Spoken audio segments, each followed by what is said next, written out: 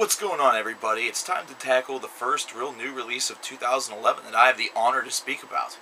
Yeah, it's kind of funny that we're almost halfway through the month of January, and I've really not gotten the opportunity to talk about anything from the year 2011 yet.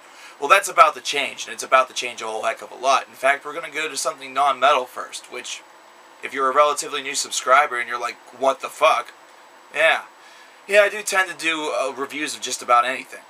And the one that we're going to talk about today is entitled The King is Dead by the Decemberists, which is slated to be released on Tuesday, January the 18th, 2011. Now, obviously, the title is a play off of the Smiths record, which was simply The Queen is Dead, but Colin Meloy, which is the frontman of the Decemberists, has an admitted love for the Smiths, and so it makes perfect sense that this homage is clearly to the band. Now, if you'll remember, if you know your Decemberist history, these guys have a couple of things in common. Well, for one, Colin Meloy and the group tend to be a bit vocabulous. Not to mention, sometimes they are not afraid to experiment with longer compositions, whereas other more indie-sounding or folk-sounding bands in this particular department will not really go in that direction, instead sticking to shorter songs that kind of, exhibit the point and then get the fuck out. Well, not so much the case has always been the status quo with the Decemberists, where some of their songs have eclipsed 12 minutes.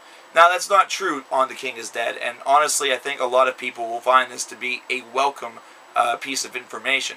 Now, while The Hazards of Love, their 2009 record, didn't have this problem either, most of the songs eclipsed at about the 6-minute mark tops.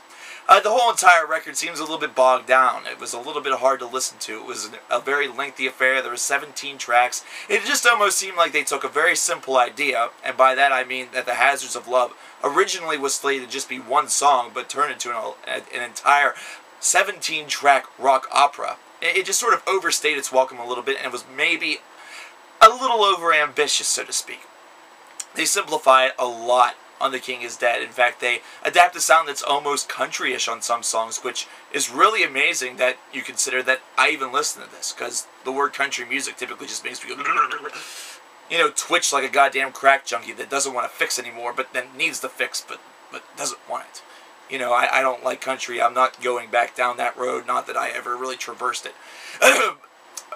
I think what needs to be stated about this, however, is that it's done in more of a folky overtone. It's almost like Neil Young kind of got repackaged about 40 years after he first started creating music. And this is almost like a new, younger Neil Young, irony, kind of coming forward with this particular album by the Decemberists. However, a lot of the comparisons that's being drawn to is r.e.m. And this is another comparison that is totally fitting to the T.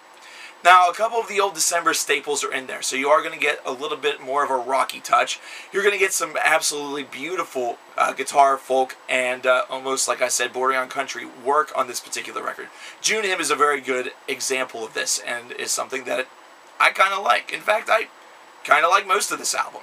It's not one of those records that I say is good from start to finish, because for me, it's just not, the complete package is not for me. However, if you are a fan of this style of music, I think you'll be satisfied with this record, and I think you should give it a shot.